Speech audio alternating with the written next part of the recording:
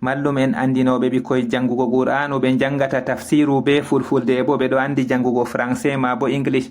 On ɗo andinira fukaraɓe moɗon jangugo qur'anu be manana, ma bo on andinirtaɓe jangugo qur'anu be mana. Deftere nantinore qur'anu fago e wolde fulfulde adamankore je ɓikkoy je moɗon e fukaraɓe moɗon. Min ɗon balla mallum en andinoɓe ɓikkoye jangugo qur'anu ɓe andinira koye qur'anu be mana. Mallum jo mo yiɗi jangirde moɗum wata ɗo janginira qur'anu be mana fu windanam ha google mail ha email nantinore@gmail.com. nantinore man no windirte NANTINOORE, ma bo ha email nantinore@gmail.com.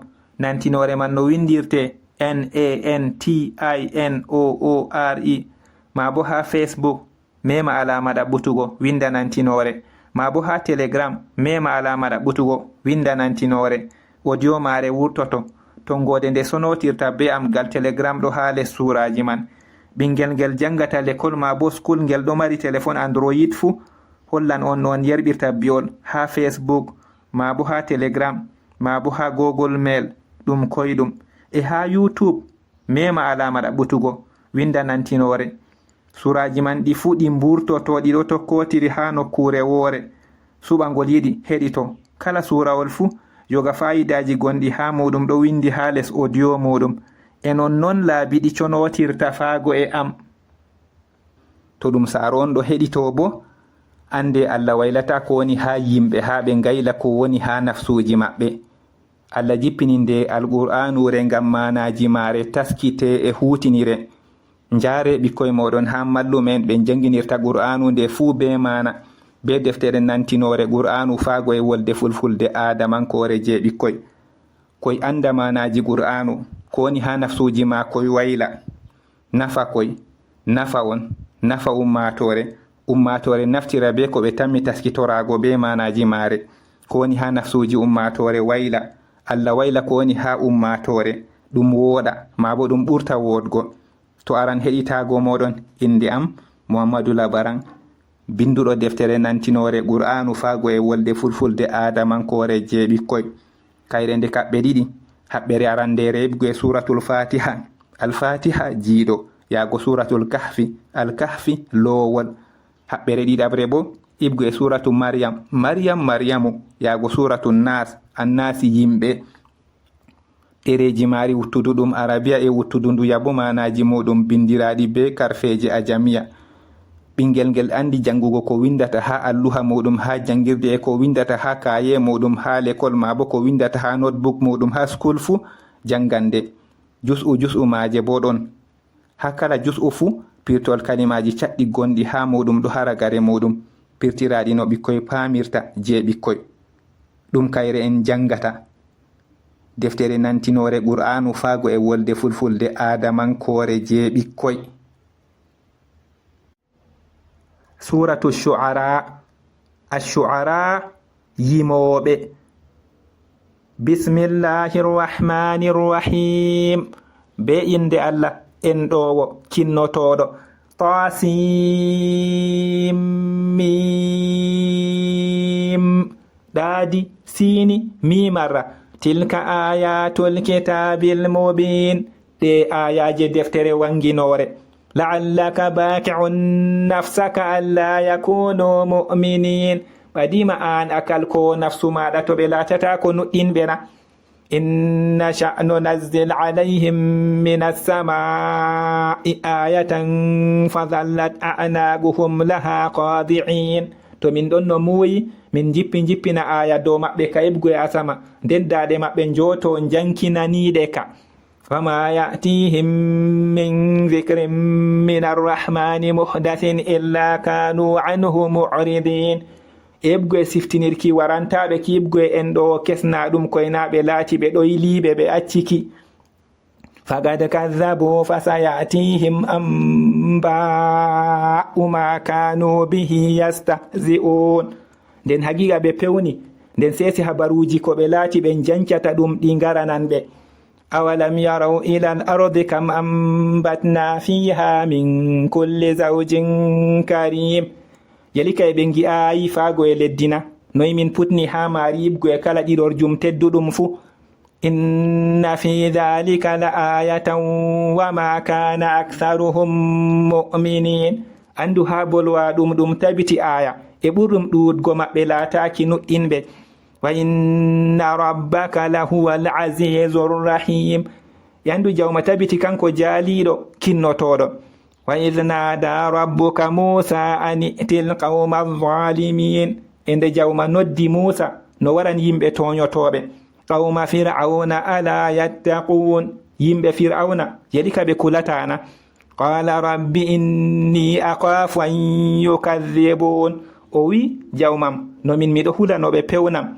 wa yadhiqu sadri wala yanṭaliqu lisani fa arsil ila harun. e wabari am ɓillo e ɗemgal am wolwata nden nulu faago e haruna. walahum alayya dambun fa akafu an yaktulun. e junuba gonka dow am ka wodani ɓe nden miɗo hulano ɓe mbaram.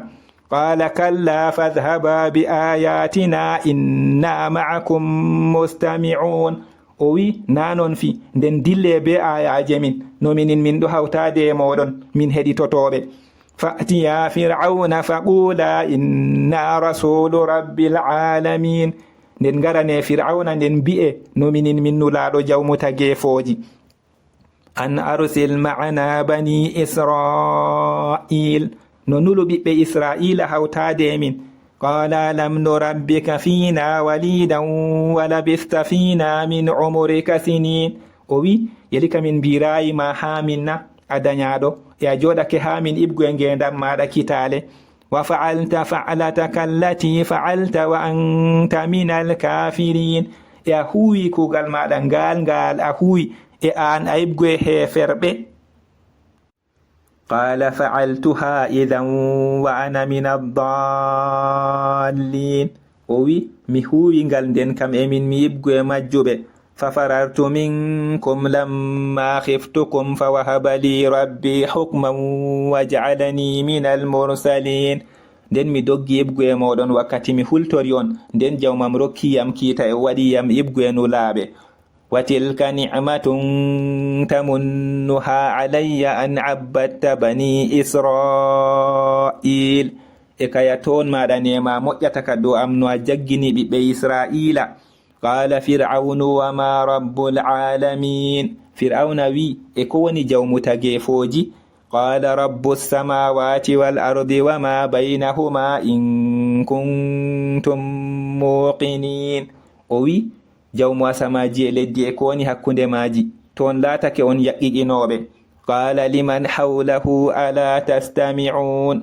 o wi wonɓe wangere maako yelika on keɗitatako na.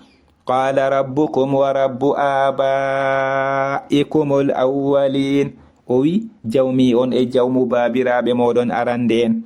qala inna rasulakum alladhi ursila ilaykum lamajnun. o wi andu nulaɗo moɗon on mo nula faago e moɗon tabiti o ginnaɗo. qala rabbul mashriqi wal maghribi wa ma baynahuma in kuntum ta'qilun. o wi jawmo fuɗirde mutirde ko woni hakkunde maaje toon laatake on ɗo kakkila. qala la in ittakhadhta ilahan ghayri la aj'alannaka min almasjunin. o wi tabiti to a jogitake deweteɗo tan am tabiti mi waɗete ibgu e faddaɓe.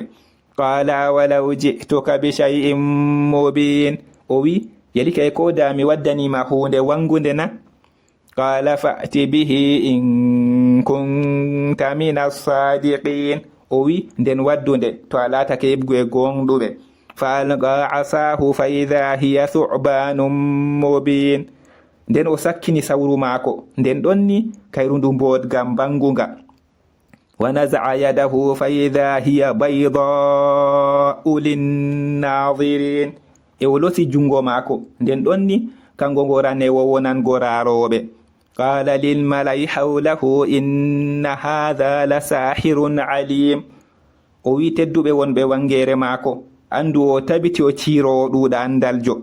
yuridu an yukhrijakum min ardikum bi sihrihi famadha ta'murun. o ɗon muyano o wurtinira on ibgu e leddi moɗon be siiri maako nden ɗume on umrata.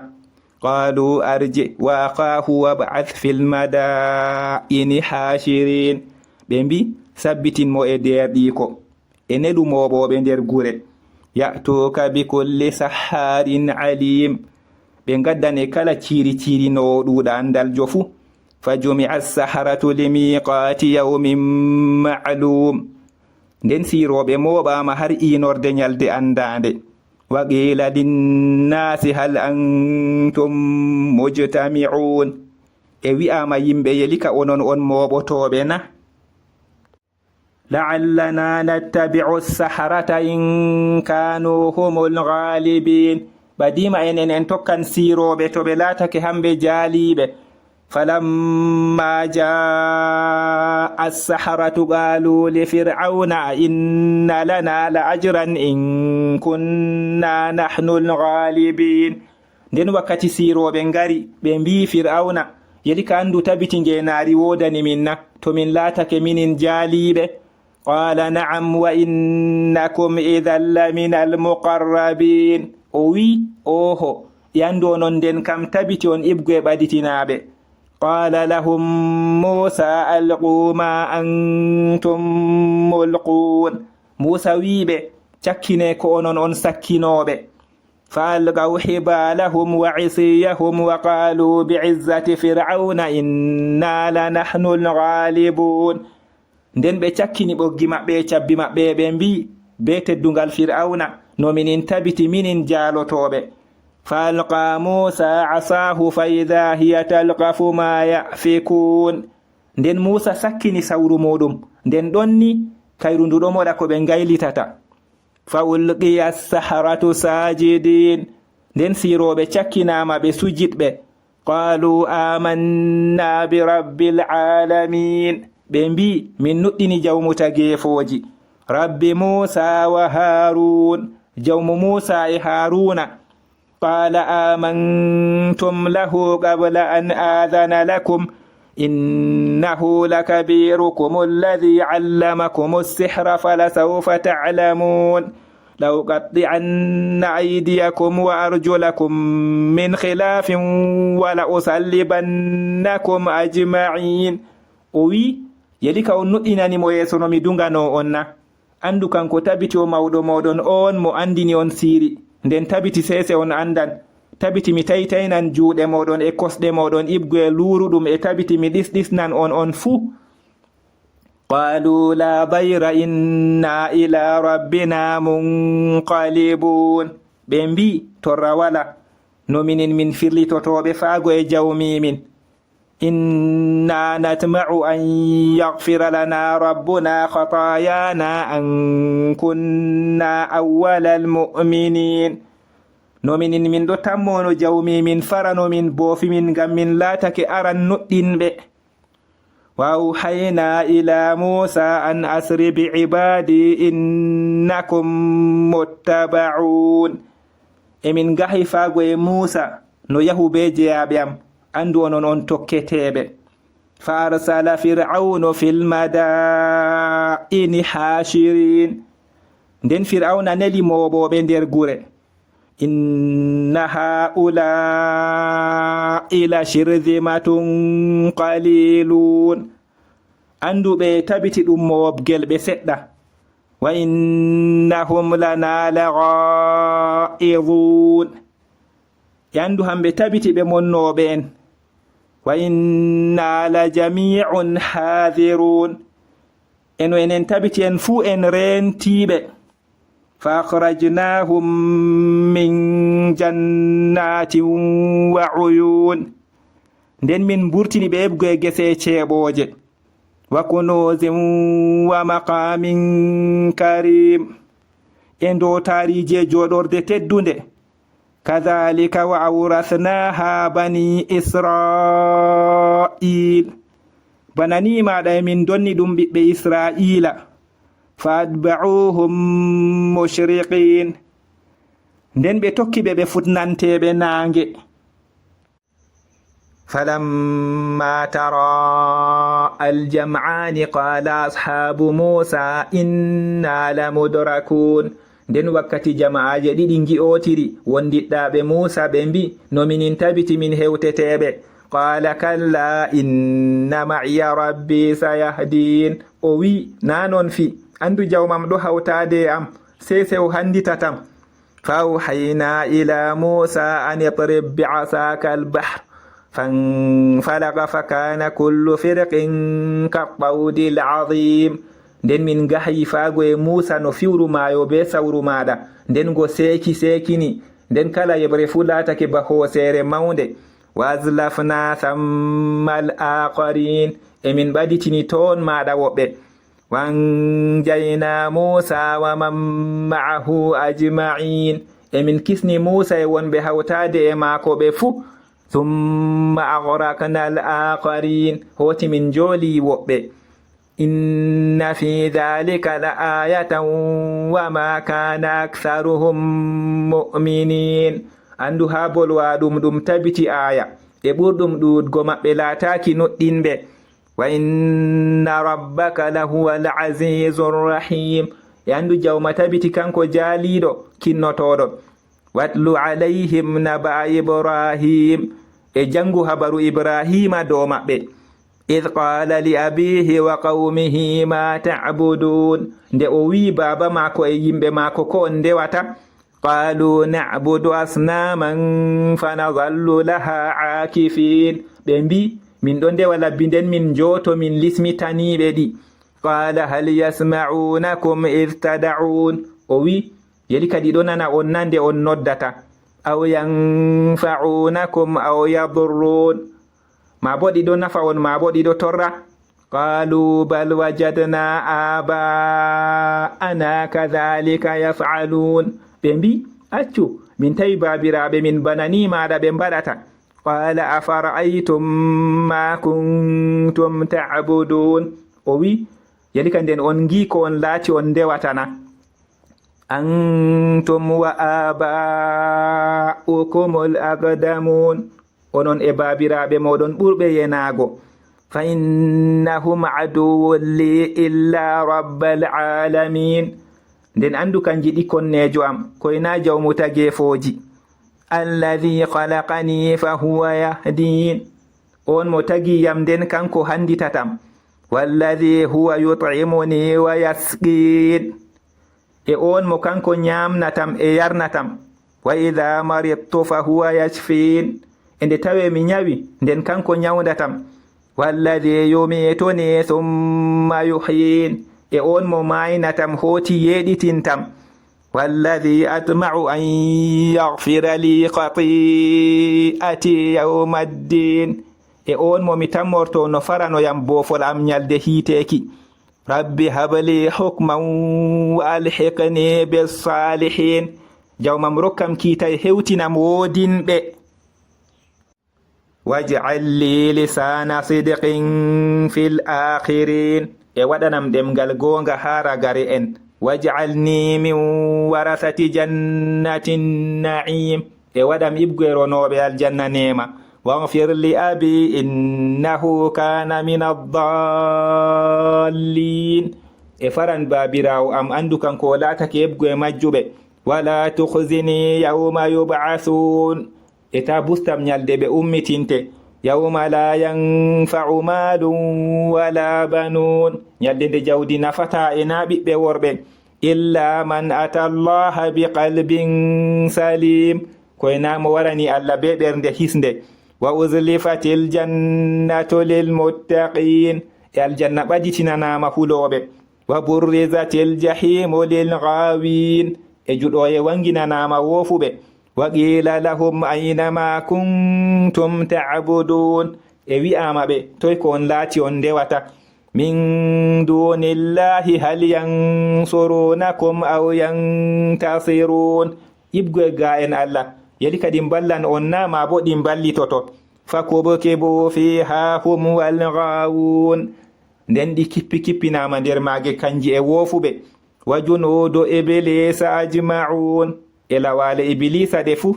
qalu wa hum fiha yahtasimun, ɓe mbi e hamɓe ɓe ɗon jokkira nder mage.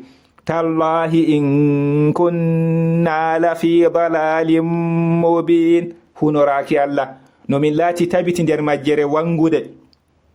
id nusawwikum bi rabbil alamin nde min potnanno on be jawmu tageefoji wama adallana illa almujrimun e wala ko majjini min koye na waɗoɓe ayibe fama lana min shafi'in nden ibgu e setotoɓe ngalanamin wala sadiqin hamim ena sobirawo beldiɗirawo falaw anna lana karratan fanakuna min almuminin nden taweno andu so'itande wodani min nden min laato yebgu e nuɗɗinɓe inna fi dhalika la ayatan wama kana aktharuhum mu'minin andu ha bolwa ɗum tabiti aya e ɓurɗum ɗuwutgo maɓɓe laataki nuɗɗinɓe wa inna rabbaka lahuwal azizur rahim e andu jawma tabiti kanko jaaliɗo kinnotoɗo kadhabat qawmu nuhin il mursalin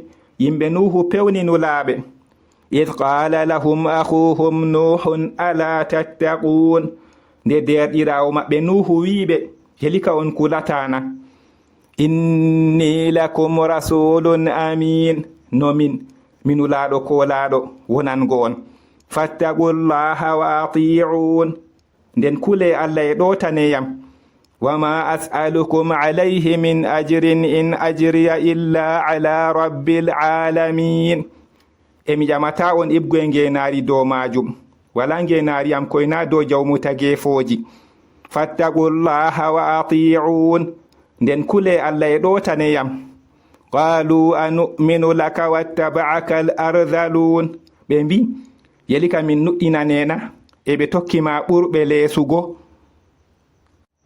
qala wama ilmi bima kanu ya'malun o wi e ɗumi andukiyam ɗum ko ɓe laati ɓe ɗo kuwa in hisabuhum illa ala rabbi law tash'urun wala koro suye maɓɓe koyna dow jawmam to ni on ɗo kirita wama ana bi taridil mu'minin e namin mi ɗubbo nuɗɗinɓe in ana illa nadhirum mubin wala min koynami bagginowo banginanowo qalu lain lam tantahi ya nuhu latakunanna min almarjumin ɓe mbi tabiti to a hempiɗayi ya nuhu tabiti a latoto ibgu e wubeteɓe qala rabbi inna qawmi kadhabun o wi jawmam andu yimɓe am pewniyam faftah bayni wa baynahum fathan wa najjini wa man ma'iya min almu'minin nden omtu hakkunde am e hakkunde maɓɓe omtuki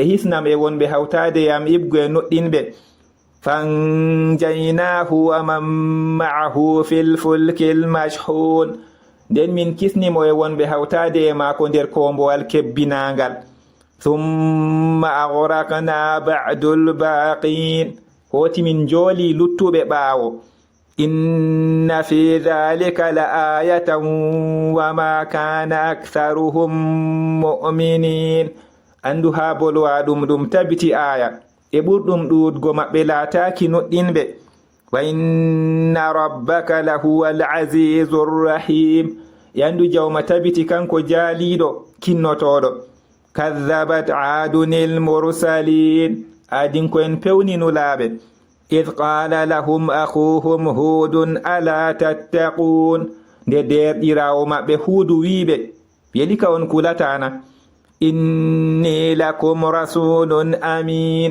nomin minulaɗo kolaɗo wonango on fattaqullaha wa ati'un nden kule allah e ɗotaneyam wama as'alukum alayhi min ajrin in ajriya illa ala rabbil alamin emi ƴamata on ibgu e ngenaari dow majum wala ngenaari am koyna dow jawmu tageefoji atabnuna bikulli ri'in ayatan ta'bathun yelika on mahan alama ha kala ɓanginde funa on ɗo pija wa tattakiduna masani'a la'allakum takhludun e on jogi to baɗi ɓadima onon on duumoto wa idha batashtum jabbarin e nde tawe on tamdi on dolɗoɓe fattaqullaha wa ati'un nden kule allah e ɗotaneyam wattaqu alladhi amaddakum bima ta'malun e kule on mo fodindirani on dum ko on do andi amaddakum bi an'amin wa banin o fodindirani on nemorteedi e ɓiɓɓe worɓe wa jannatin wa uyun e gese ceeɓoje inni akhafu alaykum adhaba yawmin azim no min miɗo hula yangada nyalde mawnde dow moɗon qalu sawa'un alayna awa'adta am lam takum min alwa'idhin ɓe mbi fotan dow min yeli ka waaji ma bo ala tayi ibgoe waajoɓe in hadha illa khuluqul awwalin wala ɗum koyna gikku arande en wama nahnu bimu'azzabin enaminin min yangiteteɓe fakadhabuhu fahlaknahum inna fi dhalika la ayatan wama kana aktharuhum mu'minin nden ɓe pewni wo nden min kalkiɓe andu ha bolwa ɗum tabiti aya e ɓurɗum ɗuɗgo maɓɓe laataki nuɗɗinɓe wa inna rabbaka lahuwal azizur rahim e andu jawma tabiti kanko jaaliɗo kinnotoɗo kadhabat samudul mursalin samudanko en pewninulaaɓe id qala lahum akhuhum salihun ala tattaqun nde derɗirawo maɓɓe salihu wiɓe yelika on kulatana inni lakum rasulun amin nomin minulaɗo kolaɗo wonango on fattaqullaha wa ati'un nden kule allah e ɗotaneyam wama as'alukum alayhi min ajrin in ajriya illa ala rabbil alamin emi ƴamata on ibgoye ngenari dow majum wala ngenari am koyna dow jawmu tageefoji atutrakuna fima hahuna aminin yelika on accete nder ko on woni ha ɗo on holɗiniɓe na fi jannatin wa uyun nder gese ceeɓoje wa zuru'in wa nakhlin tal'uha hadim e awe dibinoje ɗe mbilidndi muɗum ɗiggundi watan hetona min aljibali buyutan farihin e on ɗo ciha ibgoye koseje on gartira ɗum cuuɗi on ƴoyiɓe fattaqullaha wa ati'un nden kule allah e ɗotaneyam wala tudi'u amra almusrifin e ta ɗotane umrore fantinoɓe alladhina yufsiduna fil ardi wala yuslihun ɓen ɓe bonnata ha leddi e ɓe moƴƴinta qalu innama anta min almusahharin ɓe mbi no e cagoma an a yebgoye sirinaɓe ma anta illa basharum mithluna fa'ti bi ayatin in kunta min as-sadiqin wala an koyna a neɗɗo yerumin nden waddu aya to a laatake yebgoye gonɗuɓe qala hadhihi naqatun laha shirbun wa lakum shirbu yawmin ma'lum o wi nga nagawa jaram wodani nga e jaram nyalde andande ɗam wodani on wala tamassuha bisu'in fayakhudhakum adhabu yawmin azim e ta memirenga be kalluɗum sakko yangada nyalde mawnde ka ho'a on fa'agaruha fa asbahu nadimin nden ɓe codiga nden ɓe laati wasmiɓɓe fa akhadhahumul azab inna fi dhalika la ayatan wama kana aktharuhum mu'minin nden yangada ho'iɓe andu ha bolwa ɗum tabiti aya e ɓurɗum ɗuɗgo maɓɓe laataki nuɗɗinɓe wa inna rabbaka lahuwal azizur rahim e andu jawma tabiti kanko jaaliɗo kinnotoɗo kadhabat qawmu lutin almursalin yimɓe luuɗuɓe pewninulaaɓe id qala lahum akhuhum luɗon ala tattaqun nde derɗirawo maɓɓe luuɗu wiɓe yelika on kulatana inni lakum rasulun amin nomin minulaɗo kolaɗo wonango on fattaqullaha wa ati'un nden kule allah e ɗotaneyam wama as'alukum alayhi min ajrin in ajriya illa ala rabbil alamin emi ƴamata on ibgoye ngenari dow majum wala ngenari am koyna dow jawmu tageefoji atatuna dhukrana min alalamin yelika on ngaranan worɓe ibgoye tageefoji na وتذرون ما خلق لكم ربكم من أزواجكم بل أنتم قوم عادون on acca ko jawmi on tagani on ibgoete riɗɗiraaɓe moɗon accu onon on yimɓe ɓeetiɓe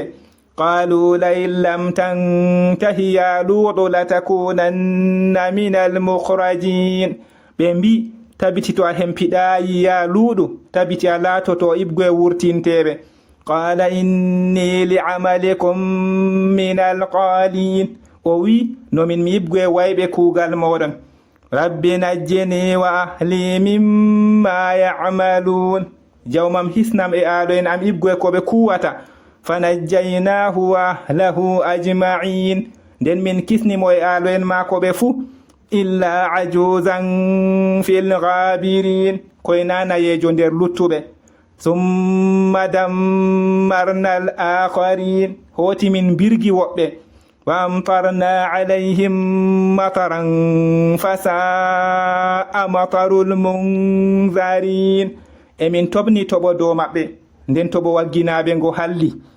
inna fi dhalika la ayatan wa ma kana aktharuhum mu'minin andu ha bolwa ɗum tabiti aya e ɓurɗum ɗuɗgo maɓɓe laataki nuɗɗinɓe wa inna rabbaka lahuwal azizur rahim e andu jawma tabiti kanko jaaliɗo kinnotoɗo kadhaba ashabul aikatil mursalin wondiɗɗaɓe wumre ɓe pewninulaaɓe id qala lahum shu'aibun ala tattaqun nde shu'aibu wiiɓe yelika on kulatana inni lakum rasulun amin nomin minulaaɗo kolaaɗo wonango on fattaqullaha wa ati'un nden kule Allah e ɗotaneyam wama as'alukum alayhi min ajrin in ajriya illa ala rabbil alamin emi ƴamata on ibgoye ngenaari dow majum wala ngenaari am koyna dow jawmu tageefoji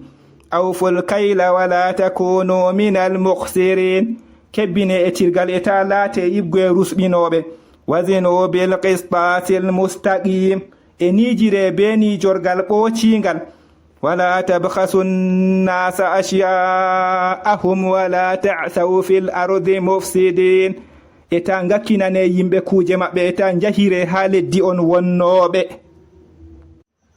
wattaqu lladi khalaqakum waljibillata alawwalin e kule on mo tagi on e tagaɗum arandeji qalu innama anta min almusahharin ɓe mbi no eccago ma an a ibgo e sirinaɓe wama anta illa basharum mithluna wa inna dhunnuka lamin alkadhibin e wala an koyna a neɗɗo yerumin eno min ɗon gikke tabiti a ibgo e fewoɓe fa askid alayna kisafan min as-samaa'i in kunta min as-sadiqin nden yandinta e dow min ɗe ibgo e asama to a laatake ibgo e gonɗuɓe qala rabbi a'lamu bima ta'malun o wi jawmam ɗo andi ɗum ko on kuwata fakadhabuhu fa akhadhahum adhabu yawmi dhulla innahu kana adhaba yawmin adhim nden ɓe pewnimo nden yangada nyalde ɗoodi ka hoo'iɓe